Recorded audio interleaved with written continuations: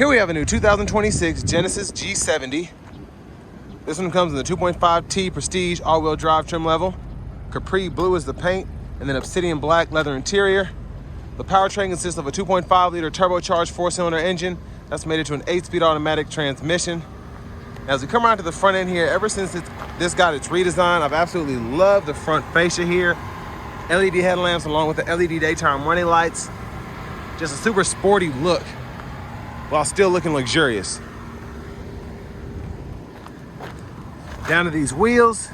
These are going to be 19-inch alloy. We get passive keyless entry on the front. And then our memory seat functions here. We get that Lexicon premium sound system, one-touch up and down windows on all 4 doors. And then we have our electronic rear window lock there. Power door lock controls, power mirrors. We can power fold those as well. Hood release. There's a gas cap, I'm gonna open that. And then we do have a tilt telescoping steering wheel as power. But here we have the power driver's seat, and we do get 4-way power lumbar support there. Now I wanna give a huge thanks to Genesis of Cool Springs for allowing me to review this car today. I'll leave a link below in the description. But if you're looking to find the best price on one of these closer to home, click that second link down below. It takes just a minute to fill out your information. I'll make sure the local dealers are fighting to get you the best price on this or whatever new vehicle you might be interested in. But rear AC vents are there, 2 USB-C charge ports. There's a look at the front from back here. We do get a oversized sunroof. And the middle seat folds down. Bottle holders are there. I love the trim. It just looks super nice. And then we do get LED lights throughout.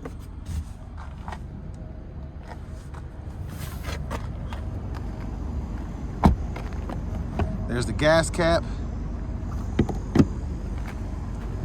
And as we come around to the back end here, LED tail lamps. Also like the look of this as well. And I like how they have the dual exhaust integrated in that rear bumper. Has a nice growl to it as well if you can hear it. But to pop the trunk from the back, hit that button. And pretty good storage space in here for this kind of vehicle. And then fun fact here, you need to release the fuel door. There's that. And then this one does include a first aid kit. I'm gonna pop this up. We do get a spare tire as well. And then a netted side pocket over here.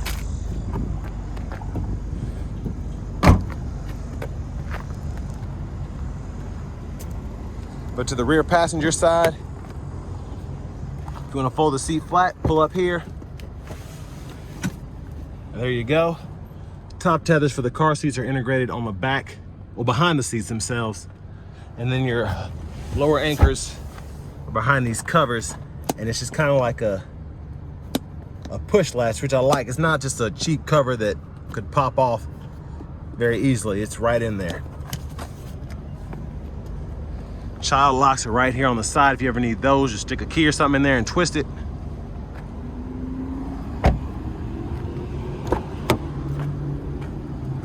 And then power front passenger seat, same adjustability as the driver's side, 4-way power lumbar support.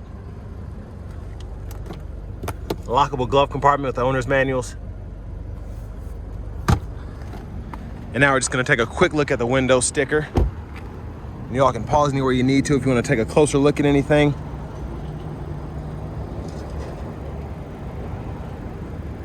But $52,260 is the sticker price. There's parts content there. And then 20 city, 28 highway for the fuel economy. Now coming back around to the front, just a quick look in the engine bay. There's that 2.5-liter turbocharged 4-cylinder.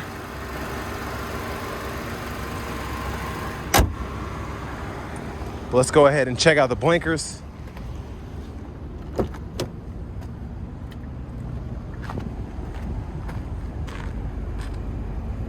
Here's the back. We do get them in the side mirrors. And there's the front. But now to hop in the driver's seat.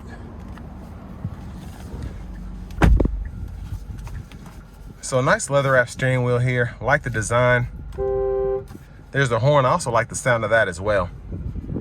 Now over here to the radio, we do get the navigation system built in. So there's the maps, and then we can search for a destination, shortcuts and all of that. And then Apple CarPlay, Android Auto compatibility. And the radio does include AM, FM, and XM, and you can toggle those right in here. And then in your settings, go in here, change your language and units of measurement right down here. A few other options as well, but that's what people ask me about the most. That's why I always go over it. And then your vehicle settings are in here. So for your driver assistance, sound, all of that. I want to try this just to see what it sounds like. Oh wow, that is, that's funny.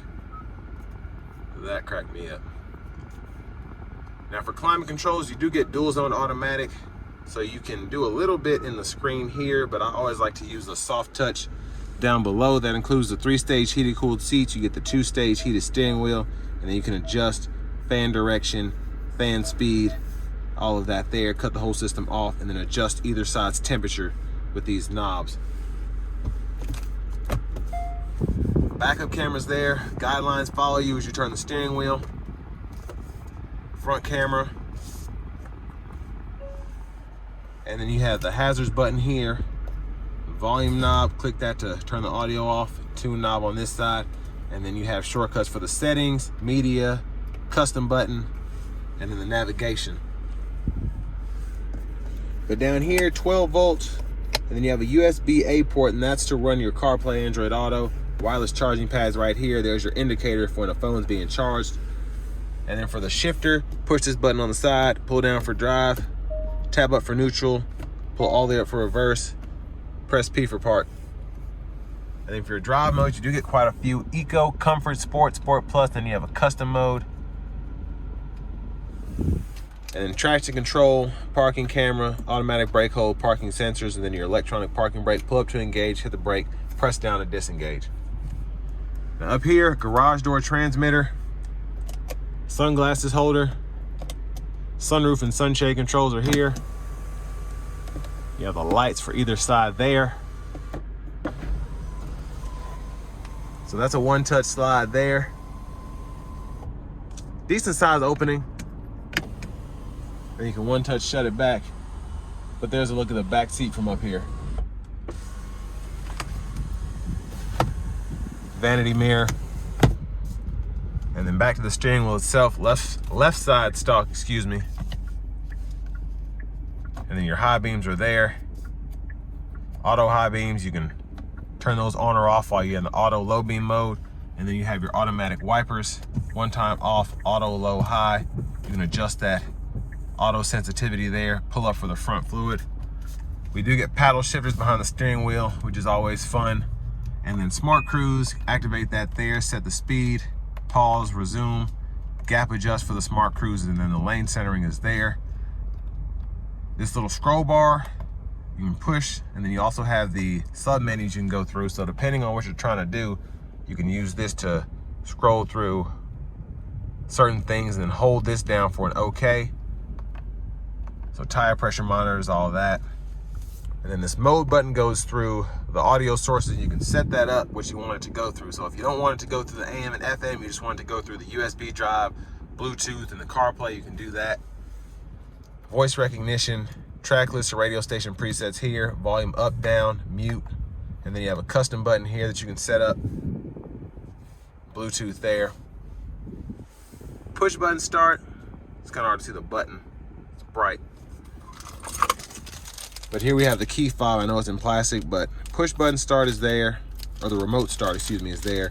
And then you have your power door lock controls, the trunk, and then the panic button there. But next, let's go ahead and take this 2026 G70 out on the road for a test drive. So starting the test drive in this Genesis G70, I like these a lot because it gives you that four-door sedan.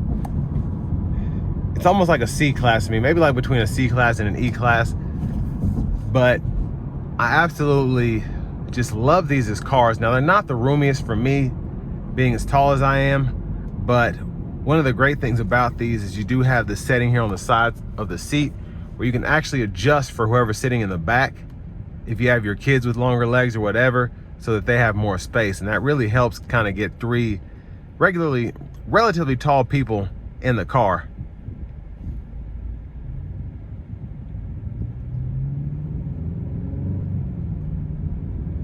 But me being 6'3", longer legs, I can definitely get myself to fit in here very comfortably. That does kind of take up the space that's in the back. It's a 4-door luxury sedan, so if you want ample leg room, go with the G80, or even better yet, the G90. But if you just want a sports car, you don't want to break the bank, the G70 is a really good option, especially if it's just mostly to be your commuter car. So what I like is, even in the eco mode, you give this thing a bit of throttle, it'll pull. But really what that's meant for is probably that first 25% of the pedal. It just kind of keeps you from revving it too hot, kind of like you would in the comfort or sport mode. But in the eco, it just does a really good job at getting you up to speed without putting too much strain on the vehicle.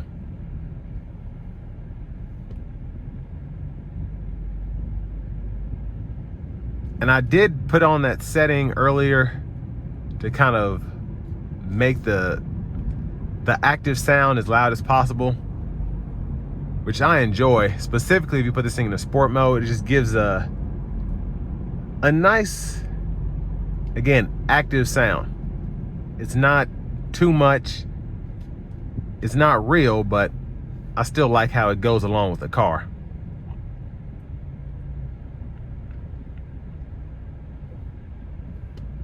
So I'll test that out. I'm going to put it into the sport mode.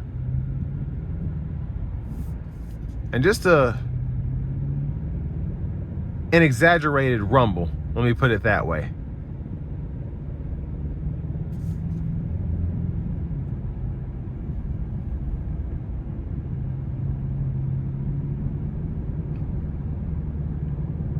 But overall, the driving dynamics of these are really good. I love putting in a sport mode. It makes the steering much stiffer. Of course, throttle response.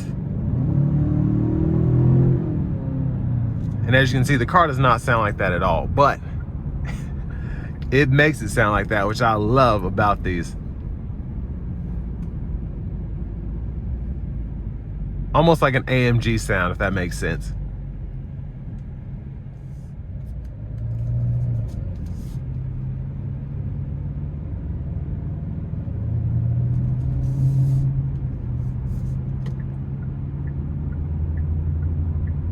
Now we're going to give it a little pull getting on the interstate here. Try the paddle shifters out. It's going to be a little crowded, so I have to wait till I get on the interstate itself. Here we go.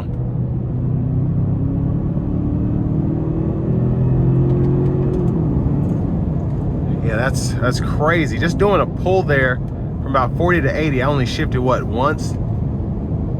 But very quick, especially for this to be a 2.5 turbo 4. Now I'm not gonna have enough time to show the lane centering off and all of that, but I mean, pretty good system. I just tested it out in an electrified GV70. And Hyundai, Kia, Genesis, they just have one of the best systems, I think, that are just there all the time. It's not like the Blue Cruise or the Super Cruise where you got to be on the highway, you got to be doing this, you got to be doing that. It's just always keeping you centered. Only bad thing about that is when I get on these city streets, sometimes they like to do a bit too much, even if the cruise isn't on. But other than that, it's one of my favorite systems because it's pretty much on most of the lineup, but you don't have to break the bank to get it. Now, I do want to give one more thank you to Genesis of Cool Springs for allowing me to review this G70 today. I'll leave a link below in the description. If you're looking to find the best price on one of these closer to home, click that second link down below. It takes just a minute to fill out your information. I'll make sure the local dealers are fighting to get you the best price on this or whatever new vehicle you might be interested in.